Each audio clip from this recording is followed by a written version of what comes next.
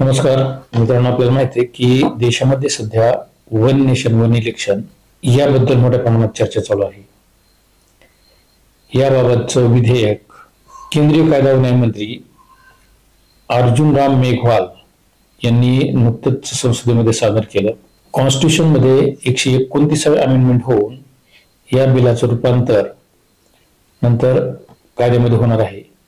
भारताचे माजी राष्ट्रपती रामनाथ कोविंद यांच्या अध्यक्षतेखाली वन नेशन वन इलेक्शन या संबंधात एक 8 सदस्यीय कमिटी स्थापन केलेली होती. या कमिटीमध्ये अमित शहा, गुलाम नबी आझाद, NK सिंह, जनरल सुभाष कश्यप, ज्येष्ठ कायदेतज्ञ हरीश साळवे आणि संजय कोठारी यांचा समावेश होता. वन नेशन वन इलेक्शन कमिटीनं त्यांचं जे रिपोर्ट आहे तो 14 मार्च 2024 ला राष्ट्रपती द्रौपदी मुर्मू यांच्याकडे सादर केला होता. त्यानंतर प्रस्तुतचं विधेयक 12/12/2024 रोजी संसदेमध्ये कायदा व न्यायमंत्री अर्जुन राम मेघवाल यांनी संसदेमध्ये सादर केलं. त्याला मंत्रिमंडळाने मंजुरी दिली. सध्या या विधेयकावर जे मतदान घेण्यात आलं त्यामध्ये 269 मतं विधेयकाच्या बाजूनं आणि 198 मतं विधेयकाच्या विरोधात गेलेले आहेत. आता सध्या हे जे विधेयक आहे वन नेशन वन इलेक्शनचं, हे सध्या जॉईंट पार्लमेंटरी कमिटी म्हणजे JPC कडे जाणार आहे. आणि या विधेयकाचा आपण विचार जर केला तर पक्षीय परिस्थिती जर पाहिली, यामध्ये NDA सह 32 पक्षांनी या विधेयकाला पाठिंबा दिलेला आहे. तर विरोधामध्ये 18 पक्षांनी मतदान केलेलं आहे. यापूर्वी आपल्या देशामध्ये एकाच वेळेस निवडणूक होत असत. म्हणजे सुरुवातीला 1952, 1957, 1962 आणि 1967 यावेळेस विधानसभा आणि लोकसभा यांच्या एकत्रित निवडणुका झालेल्या आहेत. आणि या एकत्रित निवडणुका सलग 4 टर्ममध्ये या निवडणुका झाल्या. म्हणजे 52, 57, 62 आणि 67 ला. त्यानंतर काही दिवसांनी याच्यामध्ये खंड जो पडला तो म्हणजे केरळमध्ये विधानसभेच्या मध्यावधी निवडणुका झाल्या आणि त्यानंतर हळूहळू कालांतराने त्याच्यामध्ये परिवर्तन होत गेलं. या निवडणुका लोकसभेवर होण्याच्या ऐवजी प्रत्येक राज्याच्या ज्या निवडणुका आहेत त्या वेगवेगळ्या टाइमिंगला होऊ लागल्या. त्याच्या कमिशनने असं सांगितलं होतं की ह्या निवडणुका म्हणजे लोकसभेच्या निवडणुका आणि विधानसभेच्या निवडणुका एकत्र जर घेतल्या तर त्याचा देशाला मोठ्या प्रमाणात फायदा आहे. आर्थिक दृष्ट्या आपल्याला जे नुकसान सहन करावं लागतं ते नुकसान सहन करायची गरज नाही आणि त्यामुळं या निवडणुका एकत्रित घेण्यात याव्यात असं लॉ कमिशननं शासनापुढे किंवा संसदेपुढे सांगितलेलं होतं. वन नेशन वन इलेक्शन घेण्यासाठी ज्या काही गोष्टी कराव्या लागणार आहेत त्या राज्यघटनेमध्येच फक्त संशोधन करावं लागणार नाही. राज्यघटनेबरोबर इतर कायद्यांमध्येही त्याच्यामध्ये आपल्याला अमेंडमेंट करावं लागेल. याच्यामध्ये प्रामुख्याने रिप्रेझेंटेशन ऑफ पीपल्स ऍक्ट आहे 1951 चा, त्याच्यामध्ये आपल्याला अमेंडमेंट करावं लागणार आहे. त्याचबरोबर हे विधेयक पास करत असताना राज्यघटनेच्या कलम 83 आणि 172 मध्ये आपल्याला दुरुस्ती करावी लागणार आहे.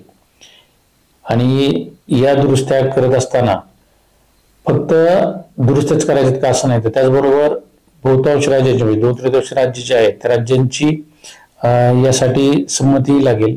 त्या राज्यांनी हे विधेयक संमत करायला पाहिजे. त्याचबरोबर हे विधेयक संसदेमध्ये मंजूर करत असताना लोकसभेमध्येच मंजूर करणं गरजेचं आहे असं नाही, तर ते राज्यसभेमध्ये पण मंजूर व्हायला पाहिजे. त्याच्यासाठी सरकारकडे मोठ्या प्रमाणात मेजॉरिटी असणं गरजेचं आहे.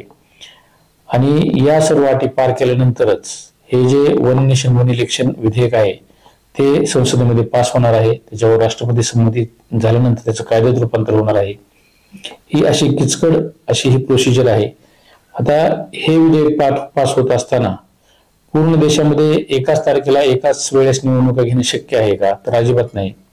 कारण वन नेशन वन इलेक्शन जरी हा कायदा जरी असला तरी ज्यावेळेस वन नेशन वन इलेक्शन होईल त्यावेळेस फक्त लोकसभा आणि विधानसभेच्या निवडणुका एकत्र घ्याव्या लागतील. कारण यासाठी मोठं मनुष्यबळ आणि प्रशासकीय यंत्रणा कामाला लावावी लागणार आहे. त्याचबरोबर यासाठी इलेक्शन मध्ये ज्या मतपेट्या लागतात त्या मतपेट्याही मोठ्या प्रमाणात लागणार आहेत. त्यासाठी हे इलेक्शन करत असताना, म्हणजे वन नेशन वन इलेक्शन करत असताना यामध्ये जो मोठा गोळ होणार आहे तो म्हणजे ज्या मतपेट्या आहेत त्या मतपेट्या जर एकाच वेळेस निवडणुका घ्यायच्या ठरल्या तर ग्रामपंचायत पासून म्हणजे लोकसभेच्या निवडणुकीपर्यंत ह्या ज्या मतपेट्या आहेत त्या मतपेट्या तयार कराव्या लागणार आहेत. त्यामुळं हे इलेक्शन जरी वन नेशन वन इलेक्शन जरी होणार असलं तर यामध्ये महिना 2 महिन्याचा कालावधी राखून या निवडणूक घेतल्या जातील. पण सगळ्यात महत्वाची गोष्ट म्हणजे लोकसभेबरोबर सर्व विधानसभेच्या निवडणुका घेतल्या जातील. आणि ज्या स्थानिक स्वराज्य संस्थेच्या निवडणुका म्हणजे यामध्ये आपल्याला महानगरपालिका, नगरपालिका, जिल्हा परिषद, पंचायत समिती आणि ग्रामपंचायत यांच्या ज्या निवडणुका आहेत त्या वेगळ्या घ्याव्या लागतील. कारण जरी बोलणं जरी सोपं असलं तरी या निवडणुका ह्या एकत्रित घेणं अतिशय कष्टाचं आणि मोठ्या प्रमाणात प्रशासकीय ताण पडणार आहे. यासाठी 2 ते 3 टप्प्यामध्ये विभागणी करावी लागेल. म्हणजे साधारणतः लोकसभा आणि विधानसभेच्या निवडणूक एकत्रित झाल्या तरी स्थानिक स्वराज्य संस्थेच्या ज्या निवडणुका आहेत त्यामध्ये टप्पे पाडावे लागतील आणि त्यानुसार निवडणूक कार्यक्रम तयार करावा लागेल. त्यासाठी इलेक्शन कमिशनला मोठ्या प्रमाणात अभ्यास करावा लागणार आहे आणि त्या दृष्टीने तयारी करावी लागणार आहे. त्या दृष्टीने प्रशासकीय यंत्रणा तयार करावी लागणार आहे. आणि हा कालावधी जाण्यासाठी 2029च नाही तर 2034च्या लोकसभेच्या वेळेस या निवडणुका पार पाडल्या जाऊ शकतात. कारण मधला जो कालावधी आहे या कालावधीमध्ये इलेक्शन कमिशनला ह्या निवडणुका घेण्यासाठी जी यंत्रणा तयार करायची आहे किंवा जी प्रोसिजर तयार करायची आहे त्यासाठी अवधी लागणार आहे. आणि परफेक्शन येण्यासाठी साधारणतः 2034चा कालावधी लागू शकतो. 2029ला इलेक्शन होणार नाही. याचं कारण म्हणजे आता सध्या काही राज्यांच्या विधानसभेच्या निवडणुका झालेल्या आहेत, काही लोकसभेबरोबर झालेल्या आहेत, काही 2027ला संपणार आहेत, ज्यांचा कालावधी संपणार आहे. बऱ्याच राज्य सरकारांचा कालावधी, बऱ्याच विधानसभेचा कालावधी 2026, 2027, 2028ला संपणार आहे. त्यामुळे या निवडणुका 2029ला घेणं शक्य होणार नाही. कारण या विधानसभेचा कालावधी या 2026, 27 आणि 28ला संपणार आहे. तर त्याच्यासाठी त्यांना 29 पर्यंतच त्यांना या विधानसभेच्या निवडणुका या टप्पा पाडावा लागणार आहे. म्हणजे 2029 पर्यंत त्यांचा कालावधी वाढवण्यात येईल आणि त्याच्यानंतर 2029ला पूर्ण राज्यांच्या म्हणजे भारतातली जेवढे राज्य आहेत त्या राज्यांच्या निवडणुका 2029ला एका टप्प्यात घ्याव्या लागतील. आणि त्याच्यानंतर 2034 साली ह्या दोन्ही निवडणुका म्हणजे लोकसभा आणि विधानसभा या दोन्ही निवडणुका 2034ला घेणे शक्य होणार आहे. आता ह्या निवडणुका पार पडत असताना यामध्ये जसे फायदे आहेत तसे मोठ्या प्रमाणात तोटेही आहेत. आता फायद्याचा जर आपण विचार केला तर या निवडणुकीमध्ये आता पाठीमागच्या ज्या लोकसभेच्या निवडणुका झाल्या म्हणजे 2024च्या ज्या निवडणुका झाल्या त्याच्यापेक्षा 2019ला ज्या निवडणुका झाल्या त्यामध्ये निवडणुकीचा जो खर्च होता 60,000 करोड रुपये खर्च झालेला होता. पण त्याचबरोबर ज्या उमेदवारांनी खर्च केलेला आहे तो खर्च वेगळा खर्च झालेला होता. त्याचबरोबर ह्या निवडणुका घेत असताना जो खर्च वाचणार आहे त्या खर्चाबरोबरच्या प्रशासकीय सुविधाही आपल्याला त्यामध्ये हव्या लागतील. 12 महिने सारख्या निवडणुकीच्या चक्रामध्ये आपण गुंतलेलो असतो. आपली प्रशासकीय यंत्रणा यामध्ये अडकलेली असते. प्रत्येक वेळेस आचारसंहिता लागली जाते त्यामुळे जी प्रशासकीय कामं असतात ते कामं ठप्प होतात आणि प्रशासनाचं काम या आचारसंहितेमुळे अडकून पडतं. कोड ऑफ कंडक्ट आहे ते कोड ऑफ कंडक्टचे आपल्याला विकास करत असताना मोठ्या प्रमाणावर बाधा येत असते. हा एक फायदा या वन नेशन वन इलेक्शन होणार आहे.